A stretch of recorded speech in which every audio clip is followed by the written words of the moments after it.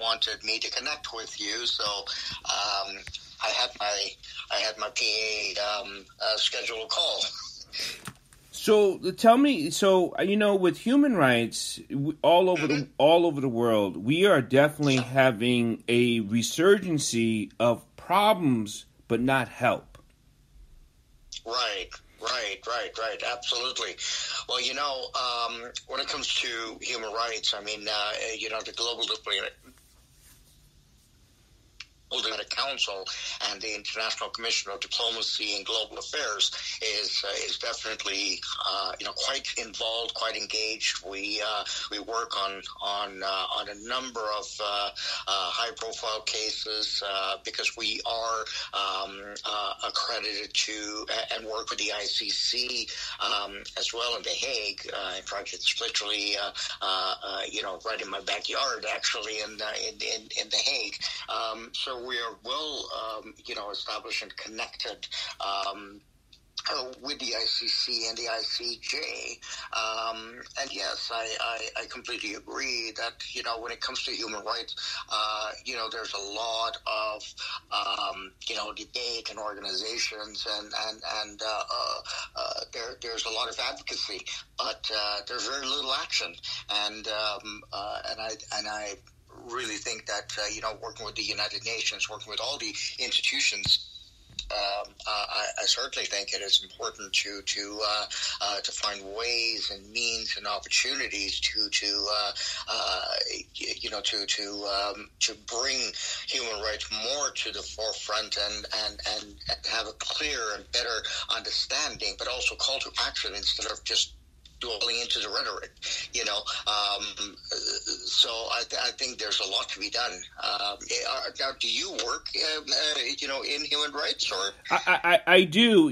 One of the things I work with the United Nations as an advocate, and I was in the military, so I was able to go to different places to support some causes where people were being not helped. It's the best way I could. But that was such on a physical basis. We need more of an action on a human basis, and that seems to be falling on deaf ears, which bothers me because that's why I host a show called Bridges Live, and I try to do a lot of advocacy work by getting out information, just like any other news channel that's supportive and trying to bring people to working, not just listening, but working for advocacy and getting more movement. And we need money. Let's make it simple. A lot of the times we need money so we can bring charges to the ICC. When I was at the UN, we had the lead attorney at the ICC come in and give her report at the United Nations, and that was 2017, and it was horrifying that the charges we were bringing against people that we were not able to hold them accountable in the global world. Yeah, right. Now, the cases that you typically work on, or the cases that you work on or represent, or are they, what type of cases would you typically work on? Is it a particular type of individuals or groups or minorities or? They're all three. They really are. A lot of times we find out that it's groups, and then we find out there's a lot of atrocities to individuals. So, because it's hard to defend a individual, but it's easier to get more recognition to specify a group. And that just seems to work better for the public eye than it does for the human eye. Right. Interesting. And is that mainly in the United States or globally? Globally. Okay, so that's interesting. That is interesting. I mean, the cases that we work on are, certainly visible minorities. We also work, with a lot of groups, nations, and people that are unrepresented, as well as represented, groups, visible minorities, on a global on a global level, and individuals as well.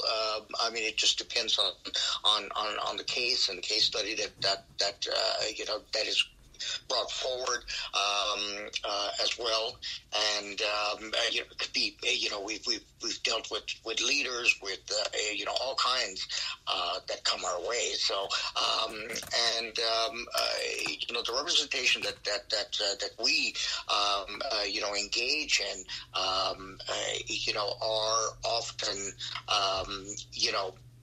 funded through some of our foundation work. Right. So, there's funding available through not only the foundation but also through the institutions, and of course contributions that individuals, organizations, groups make. I'm working right now on a case as well in Burma. So there's a group that is been segregated, that is that certainly have brought on or want to bring on a case against the Burmese government, and so there's we've been working on this case for about 6 months now, but at least we got it into the ICC and to ICJ. So there is action, there's movement, and I think that's critical. And I think our team, our teams are certainly geared to I'm certainly for action, and hence that we push, and I guess with our influence that we do have, we're able to get cases heard. The formalities and things like that. So we have a procedure in place as well that certainly gets and has the attention. So I think that is one of the advantages that the council has as well. So that's certainly something that we certainly advocate and highlight as well.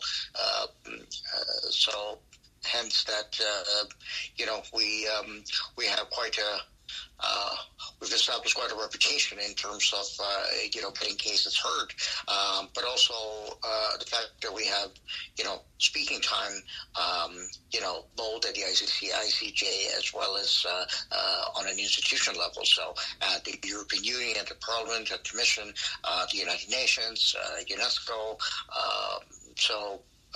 that at the NATO, the Commonwealth. So I think that is an added value.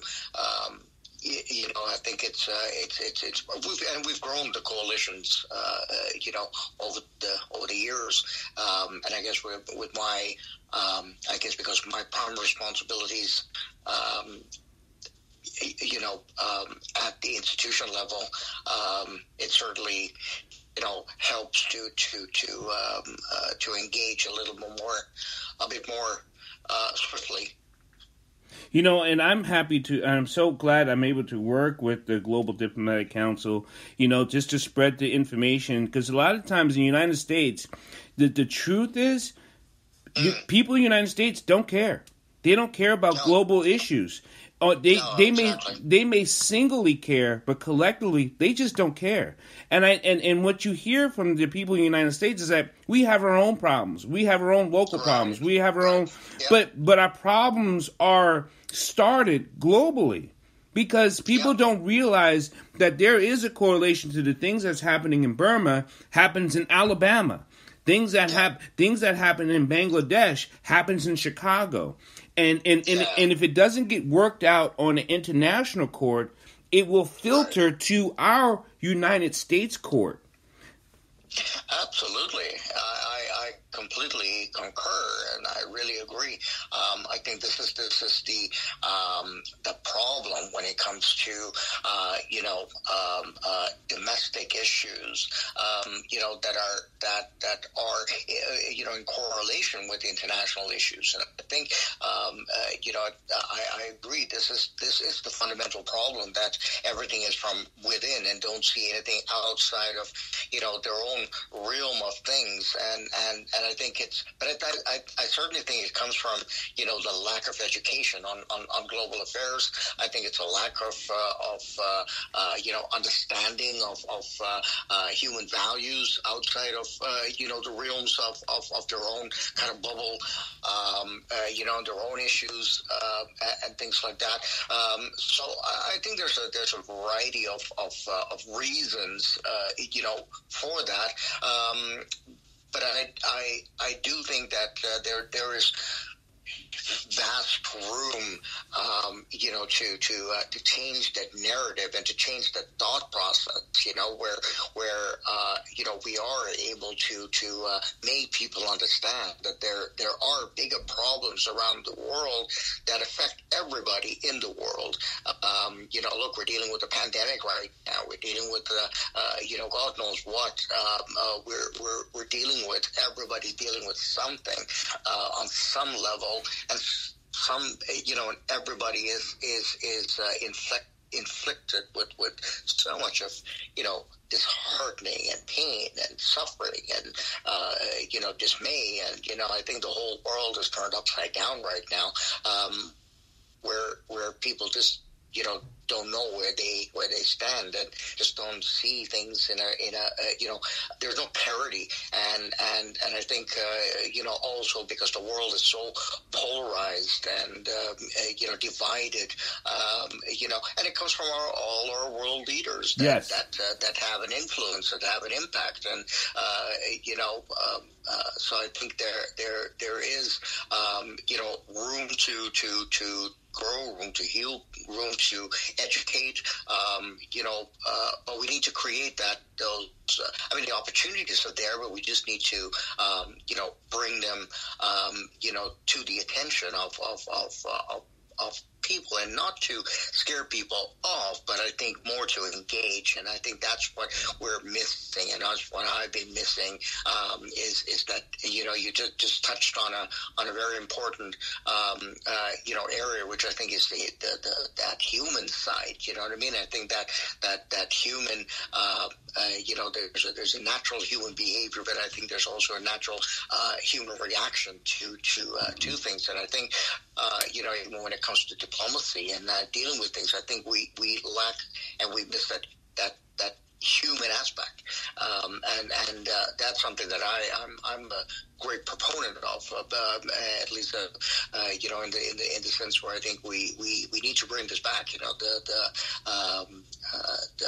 The humanity. You know what I mean? We need to bring humanity back again. We need to keep that spirit back again, and I think that is certainly something that is high on the agenda of the council as well.